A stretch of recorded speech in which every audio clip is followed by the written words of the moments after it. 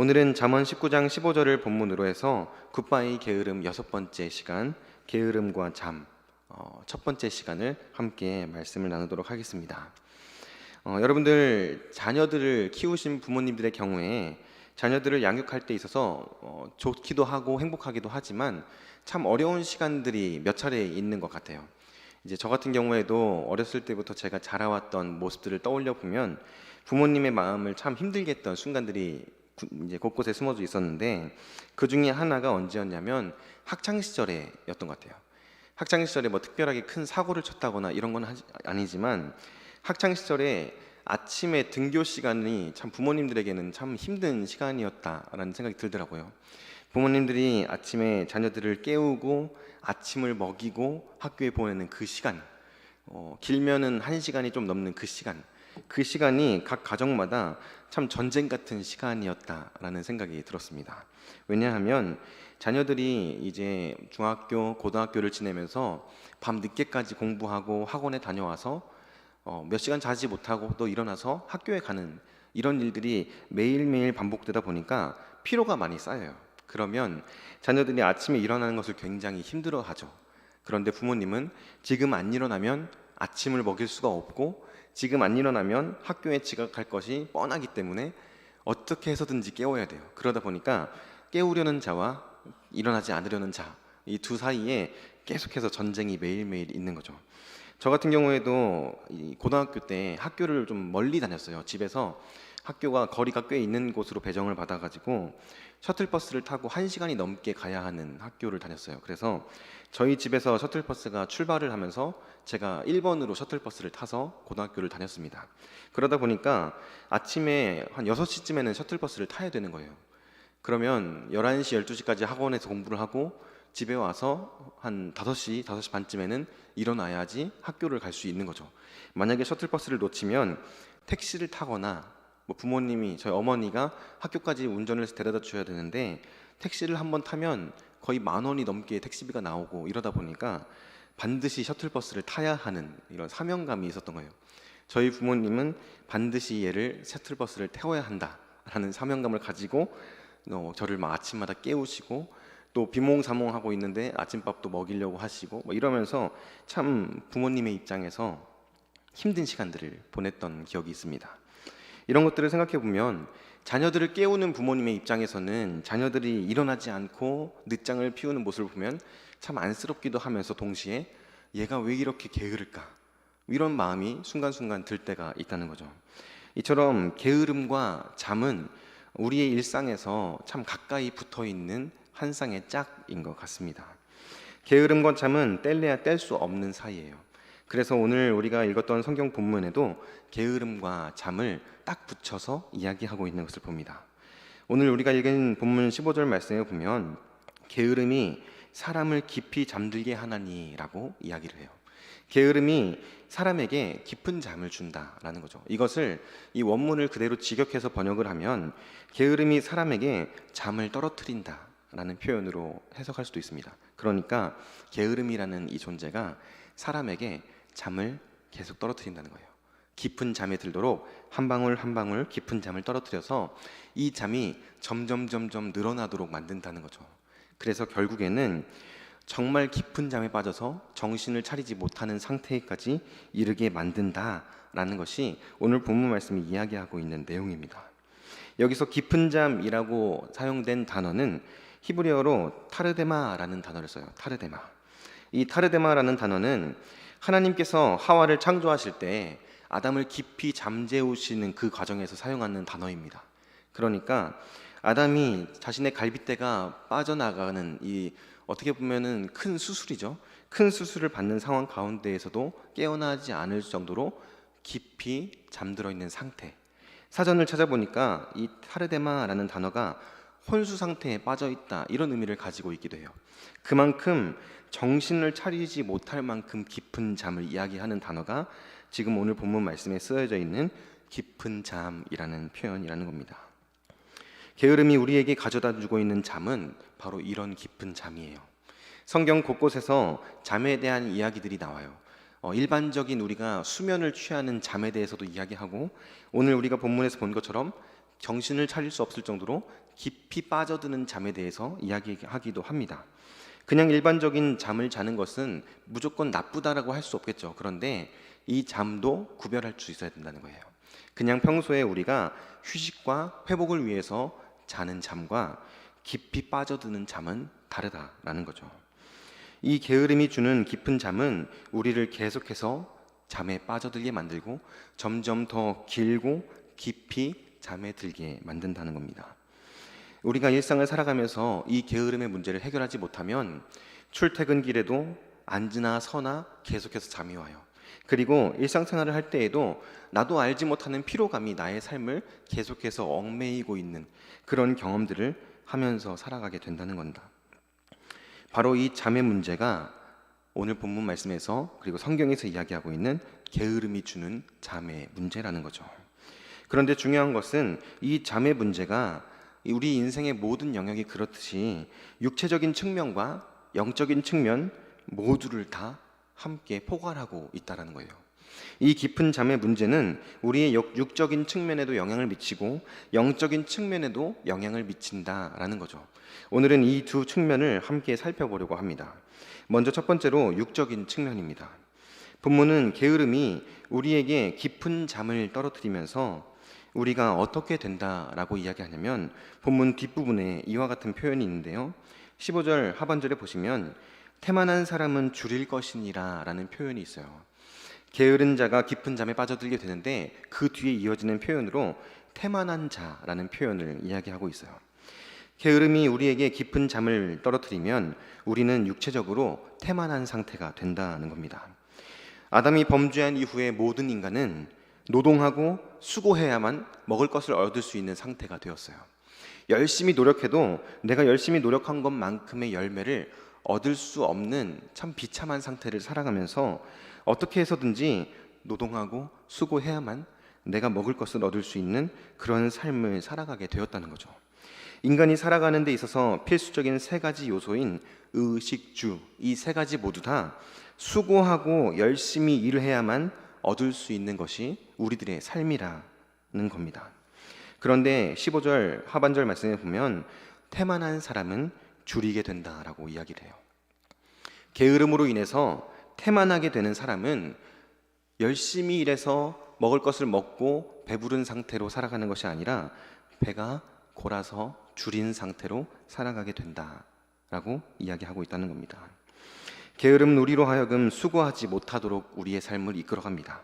더 깊은 잠에 빠져서 우리에게 주어진 시간을 허비하게 만들고 더 깊은 잠에 빠져서 우리가 수고하고 열심히 살아가지 못하게 만든다는 거예요. 성실하게 열심히 일해야 하는데 태만하게 만들어 갑니다. 여기서 태만하다라는 단어를 제가 국어사전에 검색을 해보니까 열심히 하려는 마음이 없고 게으른 상태를 태만하다라고 이야기를 합니다. 게으른 상태인데 그 앞에 어떤 부연 설명이 붙습니까? 열심히 하려는 마음이 없대요. 게으름에 빠져들면 빠져들수록 우리의 마음에 열심히 하고자 하는 마음, 열심히 성실하게 살아가고자 하는 마음을 점점점 없어지게 만든다라는 거예요.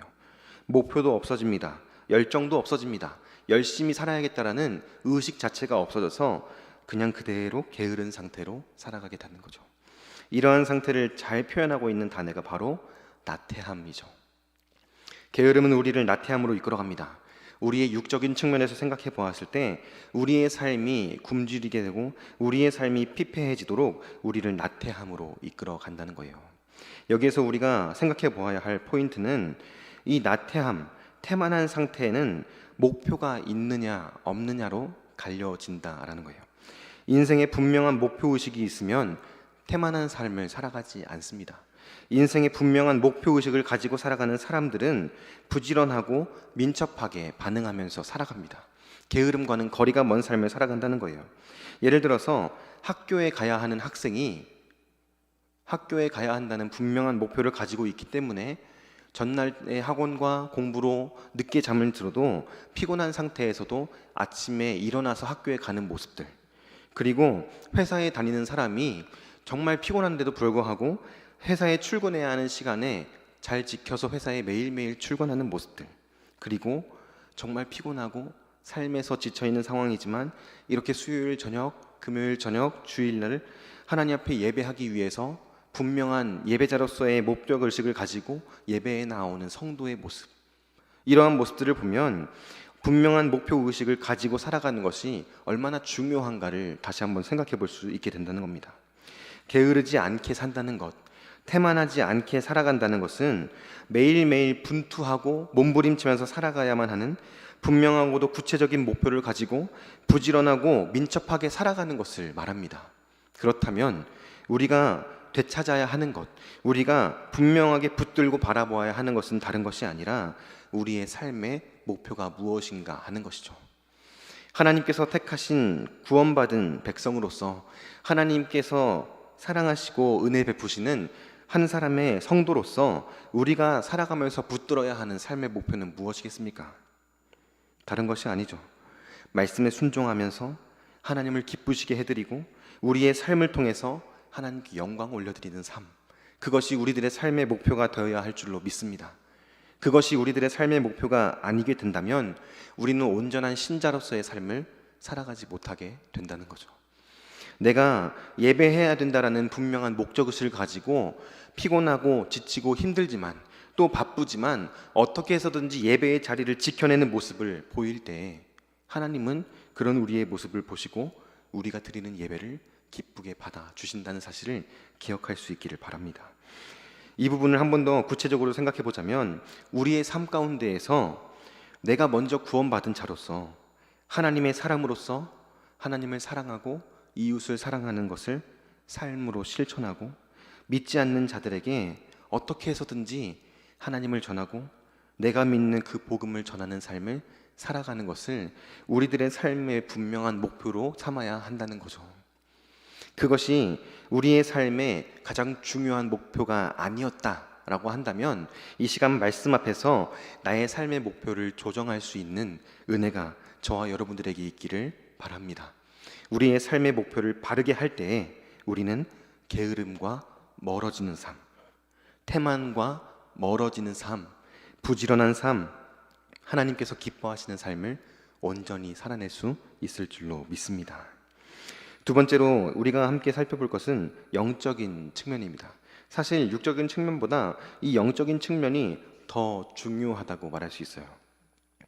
본문 말씀은 게으름으로 인해서 우리가 깊이 잠들게 된다라고 이야기를 하죠. 그런데 성경을 자세히 살펴보면 성경 곳곳에 깊이 잠들어 있는 이런 모습은 우리의 영적인 상태를 잘 드러내는 모습으로 표현되는 것을 볼 수가 있습니다. 성경에서 잠들었다, 밤, 어둠 이런 것들은 영적인 침체의 상태를 나타내는 표현으로 자주 사용되곤 합니다. 우리가 잘 알고 있는 여러 가지 예들 중에서 몇 가지 예를 들면 사울이 다윗을 죽이려고 하나님께서 원하시지 않는 행동들을 하면서 다윗을 쫓아가는 장면들이 성경에 기록되어져 있죠. 그런데 그 과정에서 사울이 동굴 안에서 깊이 잠들었을 때 다윗이 사울의 옷자락을 베고 이런 과정들을 다 치르는데도 불구하고 다윗이 왔다 간 것을, 그리고 자신의 옷자락이 베어져 있는 것을 발견하고 깨닫지 못하는 모습을 성경은 보여주고 있는데 그때 사울이 깊은 잠에 빠져 있었다라고 성경은 이야기하고 있어요. 그리고 또 요나가 하나님의 말씀을 거역하고 도망갈 때 니느웨를 향해서 하나님께서 주시는 말씀, 그 말씀을 거부하고 도망갈 때 배에서 깊은 잠에 빠져 있는 모습, 이런 모습들을 통해서 깊은 잠에 빠져 있는 것은 영적인 침체의 상태를 의미한다는 것을 우리는 쉽게 추론해 볼 수가 있다는 겁니다. 그러니까 깊이 잠들었다는 건 영적으로도 잠들었다라는 거예요. 영적으로 잠들어서 깨어나지 못하고 있는 상태, 어쩌면 영적으로 죽어 있는 상태가 깊이 잠들어 있는 상태라는 거죠. 로마서 13장 11절 말씀에는 이런 말씀이 기록되어져 있습니다. 또한 너희가 이 시기를 알거니와 자다가 깰 때가 벌써 되었으니 이는 이제 우리의 구원이 처음 믿은 때보다 가까웠습니다. 로마서에서는 이렇게 말해요. 너희가 이 시기가 어떤지 알지 않느냐? 너희들이 살아가는 지금 이 시대가 어떠한지 잘 알지 않느냐? 그러면 잠에서 깨어 일어나라. 지금은 잘 때가 아니라 깨어날 때다. 이는 이제 우리의 구원이 처음 믿은 때보다 가까웠습니다. 마지막 때, 하나님의 그 심판의 때가 가까워 왔다. 우리는 하나님의 그 심판의 때를 기다리면서 잠들어 있지 말고 깨어서 일어나야 한다라고 로마서가 이야기하고 있는 거예요. 여기서 저는 여러분들과 함께 지금 이 시기가 어떤 시기인가를 먼저 함께 살펴보기로 합니다. 이 시기, 우리가 사는 지금 이 시기, 우리가 사는 세상, 이 시대는 어떠한 시대입니까? 우리 너무 잘 알고 있죠. 이 시대는 하나님께서 기뻐하시는 모습이 별로 보여지지 않는 때예요. 하나님을 경외하는 모습이 눈 씻고 찾아봐도 찾아보기 힘든 때, 바로 그런 때가 우리가 살아가는 지금 이 시대죠. 레리 오스본이라는 분이 바벨론에서 그리스도인으로 살기라는 책을 썼습니다.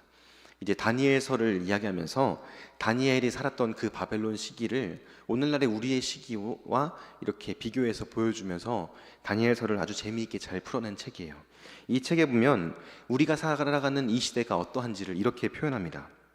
제가 일부분을 조금 읽어드릴게요. 지금 우리는 망가질 대로 망가진 세상 속에서 살고 있다. 이 시대의 도덕은 걷잡을 수 없는 속도로 무너져 내리고 있다. 예전에는 창피해서 쉬쉬하던 일을 요즘은 자랑스럽게 떠벌리고 다닌다. 예전에는 상상도 할 수 없던 일이 요즘은 흔한 일이 돼버렸다. 또 다른 부분에서는 이렇게 이야기합니다. 경건하게 살기 편한 날은 단 하루도 없었다. 오늘날 우리를 향한 세상의 압박과 도전이 거세지만 이것은 전혀 새로운 현상이 아니다.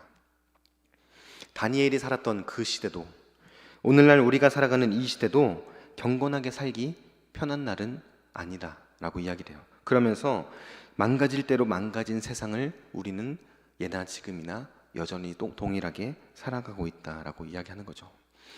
우리가 사는 세상이 이와 같습니다. 우리가 요즘에 뉴스를 틀면 우리의 눈에 보여지는 다양한 뉴스들 기사들이 있죠. 그런데 그 다양한 뉴스 기사들을 보면 점점 범죄는 더 악랄해져 가고 사회의 도덕은 무너져 내려가고 우리가 저건 아닌 것 같은데 라고 생각하는 다양한 일들이 사회 문화 속에서 아무렇지도 않게 보여지는 것을 볼 때가 있다는 거예요. 제가 예전에도 한번 말씀드린 적이 있었던 것 같은데, 제가 예전에 미국에서 잠깐 이제 한 2개월, 3개월 정도 지낼 때 충격을 받았던 모습 중에 하나가 사람들이 많이 지나다니는 이 거리, 길거리에서 그 LA에 보면 헐리우드 거리라고 이렇게 있거든요. 막 헐리우드 배우들이 핸드 프린팅 찍어서 길에다가 깔아놓고 막 사람들이 막 사진 찍고 이런 거리가 있어요. 근데 그 거리를 제가 걸어 다니면서 구경을 하는데 굉장히 빈번한 모습으로 어떤 모습이 보여졌냐면, 그 동성애를 하는 사람들이 남자 커플, 뭐 여자 커플 이렇게 손잡고 팔짱 끼고 그냥 걸어 다니는 모습을 보는 거예요.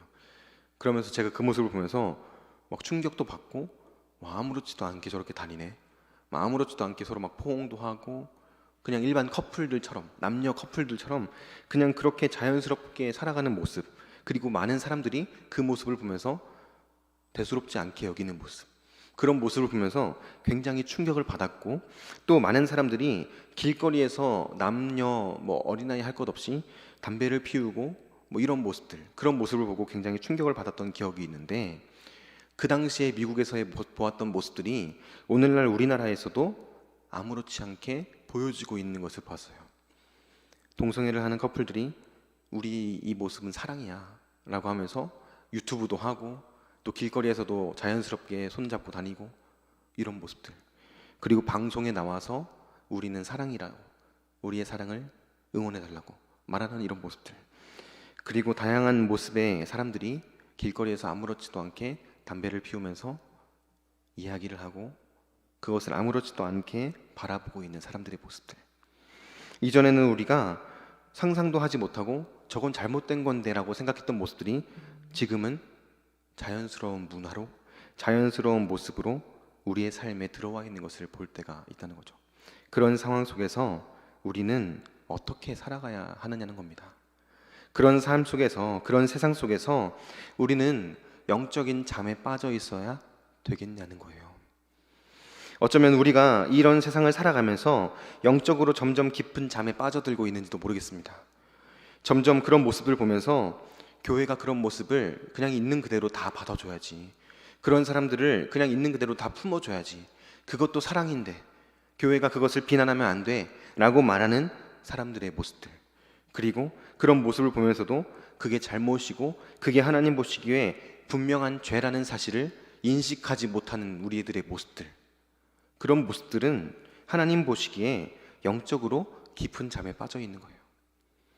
그런 모습들은 하나님 보시기에 영적으로 병들어 있는 모습이라는 겁니다. 그렇다면 우리는 이런 세상 속에서 어떻게 해야 할까요? 어떤 모습으로 살아가야 하겠습니까? 먼저 첫 번째로 깨어서 정신을 바짝 차려야 됩니다. 데살로니가전서 5장 6절 말씀에 이렇게 기록되어져 있습니다. 그러므로 우리는 다른 이들과 같이 자지 말고 오직 깨어 정신을 차릴지라. 잠에서 깨어서 정신을 바짝 차려야 됩니다. 잠들어 있는 상태라면 도둑이 들어서 내 물건을 훔쳐가도, 잠들어 있는 상태라면 내 주변에 어떤 일이 일어나도 깨어서 알아차리지 못할 겁니다. 나의 삶 가운데에 사단이 어떤 장난을 쳐도, 그리고 나의 삶 가운데에 게으름이 들어와서 나의 삶을 태만하게 만들고 나의 삶을 게으름으로 이끌어 간다고 할지라도 그것을 깨닫지 못하는 상태가 될 거라는 말이에요. 영적으로도 깊은 잠에 빠져 있는데 불구하고 그것을 깨닫지 못하는 상태가 된다는 겁니다. 하나님에 대한 사랑, 그리스도에 대한 사랑이 점점 식어져 가고 있는데, 말씀에 대한 갈급함이 점점 식어져 가고 있는데, 예배를 사모하는 마음이 점점 식어져 가고 있는데, 공동체를 향한 사랑과 감사의 마음이 점점 식어져 가고 사라져 가고 있는데 아무 문제점을 느끼지 못하는 상태가 되어버린다는 겁니다. 그렇게 영적으로 깊은 잠에 빠져서 지금 나의 삶은 아무 문제가 없어, 지금 나의 삶은, 나의 영혼은 아무 문제가 없어 라고 착각하면서 살아갈 수가 있다는 거예요. 그런 우리들에게 하나님께서 말씀하시는 거예요. 다른 이들과 같이 자지 말아라. 다른 이들과 같이 잠들어 있지 말고 오직 깨어서 정신 차려라. 마지막 때가 가까워지고 있다. 언제 주님 다시 오실지 모른다. 마지막 때니까 깨어서 정신을 바짝 차리고 믿음 잘 지키고 있어야 된다 라고 말씀하시고 계는 거예요. 말씀하시고 있는 겁니다. 오늘날 우리들은 반드시 나의 상태를 점검해 보아야 돼요. 나의 영적인 상태, 육적인 상태를 점검해 보면서 내가 게으름이 나에게 주는 깊은 잠에 빠져 있지는 않은지를 분명히 깨달아야 합니다. 그리고 영적인 잠에서 정신을 차리고 깨어 일어나야 합니다. 어떻게 깨어날 수 있을까요? 어떻게 영적인 잠에서 깨어날 수 있을까요?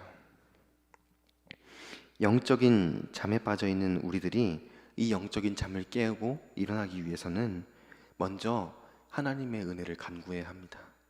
내 힘으로는 나를 계속해서 깊은 잠에 빠뜨리려고 하는 게으름의 그 소나기에서 빠져나올 수가 없어요. 내 힘으로, 내 노력으로는 그 게으름의 문제를 절대 해결할 수 없습니다. 많이 경험해봐서 아시잖아요. 알람을 5분 단위로 계속 맞춰놓고 야 오늘은 좀 일찍 일어나 보자. 아무리 결단하고 작정해도 그렇게 일어나지던가요? 잘 안 되더라고요. 내 힘으로, 내 노력으로 게으름의 문제를, 깊은 잠의 문제를 해결할 수는 없어요. 그렇다면 우리는 세상에 어떤 것을 의지하는 것이 아니라 하나님의 은혜를 간구하고 하나님의 도우심을 구해야 됩니다. 하나님, 내가 이 게으름의 문제를, 이 영적인 깊은 잠의 문제를 해결할 수 있도록, 깨어서 일어날 수 있도록 나 좀 도와주세요. 나에게 은혜를 베풀어 주세요. 그렇게 하나님께 간구해야 돼요. 두 번째로 우리가 영적인 잠에서 깨어나기 위해서 반드시 필요한 것은 예배를 온전하게 회복해야 합니다.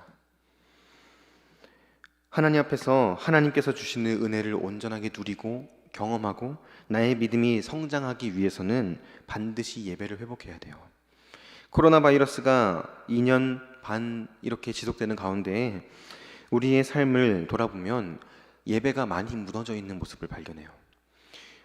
코로나 바이러스로 인해서 현장 예배가 어려워지는 상황, 그럼에도 불구하고 온라인으로 예배하기 위해서 힘쓰고, 그럼에도 불구하고 어떻게든 현장에 나와서 예배하려고 예배 자리에 나와서 몸부림쳤던 성도님들도 계시죠. 그런데 일반적인 우리들의 모습을 자세히 살펴보면 그렇게 애쓰고 노력했음에도 불구하고 예배가 많이 무너져 있는 나의 모습을 봐요. 예배를 드리는데 아까 말씀드렸던 것처럼 하나님의 말씀에 대한 갈급함이 내 마음에 찾아보기가 어려운 그런 모습을 발견하기도 하고, 예배를 사모하는 마음, 오늘은 하나님이 어떤 말씀 주실까? 오늘은 하나님이 예배를 통해서 우리 가정에, 나에게, 우리 공동체에 어떤 은혜를 주실까? 이런 기대하는 마음, 그런 마음들이 많이 없어요. 그런 마음들이 점점 줄어가는 모습을 봐요. 그러면서 자연스럽게 우리 안에서 드러나는 모습들 중에 하나가 뭐냐면, 야, 이제 모든 이 거리두기도 풀리고 밖에서 모임도 할 수 있고 여러 가지 거리두기도 다 해제가 돼서 그동안 못 갔던 가족들 모임도 하고 여행도 가고 그렇게 하자라고 계획을 세우면서 자연스럽게, 야, 오늘 수요 예배는 어떡하지? 뭐 휴가를 썼는데 금요일 날 예배는 어떡하지? 하루 정도 빠지지 뭐, 이런 마음들. 혹은 온라인으로 드리면 되지 뭐, 이런 마음들. 그런 모습들이 우리 안에서 드러날 때가 있어요. 아, 오늘은 피곤한데 집에서 그냥 영상으로 예배 드릴까? 그런 마음들. 예배에 대해서 점점 소홀해져 가고, 예배를 대할 때 가볍게 대하는 모습들, 그런 모습들이 우리의 삶에 뿌리 깊게 자리 잡고 있는 것들을 본다는 거죠. 코로나 바이러스로 인해서 예배가 무너져가고 예배에 안 좋은 영향들을 받았던 시기가 짧진 않았단 말이에요. 굉장히 길었단 말이죠. 그 영향이 나타나고 있는 것을 볼 때가 있습니다. 그런 모습을 유지하면 우리의 예배는 계속해서 무너져 내릴 거예요. 내가 하나님 앞에 드리는 예배인데 집에서 편안하게 과일 먹으면서 커피 한잔 하면서 영상으로 예배 드리는 모습, 그런 모습을 하나님께서는 어떻게 보시겠습니까? 내가 하나님 앞에 구별해서 드리는 예배 아닙니까? 내가 하나님 앞에 거룩하게 구별해서 드리는 예배라면 그 예배를 특별하게 드려야 되지 않겠습니까? 내가 드리는 예배를 가볍게 만들고 내가 드리는 예배를 저급하게 만드는 그런 실수는 우리의 삶에서 더 이상 드러나지 말아야 할 줄로 믿습니다. 우리가 드리는, 하나님 앞에 드리는 그 예배를 더 거룩하게, 더 구별되게 하나님 앞에 준비해서 드리는 예배가 될 수 있도록 만들어 가야 할 줄로 믿습니다. 그렇게 우리는 예배를 회복하면서 우리의 잠들어 있는 영혼을 하나님 앞에서 깨워야 한다는 거예요. 마지막으로 우리가 이 영적으로 잠들어 있는 상태에서 정신을 차리고 깨어나기 위해서는 우리의 일상 가운데에서 말씀과 기도 생활을 다시 회복해야 됩니다. 성경에서도 이야기하죠. 말씀과 기도로 거룩하여진다고. 하나님께서 우리들에게 허락해 주신 살아계신 하나님의 말씀, 그리고 살아계신 하나님과 영적으로 교통하고 깊이 교제를 나누는 그 기도의 시간, 그 말씀과 기도의 시간을 다시 회복해야 됩니다. 그래야 영적으로 어두워져 가는 이 세상 가운데에서 어두우니까, 밤이 되었으니까 잠에 들어야겠다라고 생각하는 것이 아니라 지금은 다른 이들과 같이 잠에 들지 말고 깨어서 정신을 차려야 할 때다 라고 생각하면서 하나님 앞에서 영적으로 깨어있는 삶, 하나님 앞에서 영적으로 살아있는 삶을 온전히 살아낼 수 있을 줄로 믿습니다. 우리 모두가 그렇게 하나님께서 기뻐하시는 영적으로 정신을 차리고 깨어있는 온전한 믿음의 삶을 살아갈 수 있기를 주님의 이름으로 간절히 축복합니다. 사랑하는 성도 여러분, 우리의 영혼은 지금 어떤 상태입니까? 우리의 삶은 지금 어떠한 상태입니까? 어둡고 캄캄한 밤과 같은 세상 가운데에서 깊은 잠에 계속해서 빠져들고 있지는 않습니까? 어둡고 캄캄한 밤과 같은 세상에서 계속해서 영적으로 잠에 들어 있어서 하나님께서 나를 부르시고 하나님께서 나에게 맡기신 사명이 있고 하나님께서 나에게 허락하신 거룩한 예배의 자리가 있음에도 불구하고 그 자리를 지켜내지 못하고 그 자리를 외면하고 그 사명을 뒤로 한 채로 내가 편하다고, 지금 이 상황이 익숙하다고, 지금 내가 살아가는 삶이 만족스럽다고 영적인 잠에 빠져 있지는 않습니까? 우리 모두가 이 영적인 잠에서 반드시 깨어나야 할 줄로 믿습니다. 내가 어떤 존재인지, 내가 어디에 속한 자인지 그 정체성을 바르게 해야 할 줄로 믿습니다. 우리가 아까 읽었던 로마서 13장 말씀 11절부터 14절까지의 말씀에 보면 이런 말씀 기록되어져 있습니다. 또한 너희가 이 시기를 알거니와 자다가 깰 때가 벌써 되었으니 이는 이제 우리의 구원이 처음 믿을 때보다 가까웠습니다. 밤이 깊고 낮이 가까웠으니 그러므로 우리가 어둠의 일을 벗고 빛의 갑옷을 입자. 낮에와 같이 단정히 행하고 방탕하거나 술 취하지 말며 음란하거나 호색하지 말며 다투거나 시기하지 말고 오직 주 예수 그리스도로 옷 입고 정욕을 위하여 육신의 일을 도모하지 말라. 14절에 뭐라고 말합니까? 오직 주 예수 그리스도로 옷 입으라. 내 힘으로 할 수 있는 거 아니에요. 내 힘으로 영적인 잠에서 깨어날 수 있는 것 아니라는 겁니다. 오직 예수 그리스도로 옷 입고 그리스도를 붙들고 의지할 때 우리는 빛의 자녀들답게 영적인 잠에서 깨어나서 정신을 차리고 깨어있는 삶을 살아갈 수 있을 줄로 믿습니다. 우리는 날마다 그리스도의 십자가를 바라보아야 합니다. 그리고 예수께서 어떻게 사셨는지를 생각해 보아야 돼요. 예수님께서도 이 세상에서 나처럼 사셨구나. 예수님께서도 일어나기 힘든 그 아침에, 그 새벽에 몸을 일으키시고 하나님께서 맡기신 자리에서 하나님께서 맡기신 사명 감당하셨구나. 피곤하고 고단한 몸이었지만 한 영혼이라도 구원하고자 애써주셨구나. 나를 구원하시고자 밤 늦게도록 일하셨고 그렇게 사시다가 결국 십자가에서 자기 생명을 내어주셨구나. 그리고 그 십자가의 죽으심으로 그리고 부활하심으로 내가 빛의 자녀가 되었구나. 내가 하나님의 택하신 하나님의 백성이 되었구나.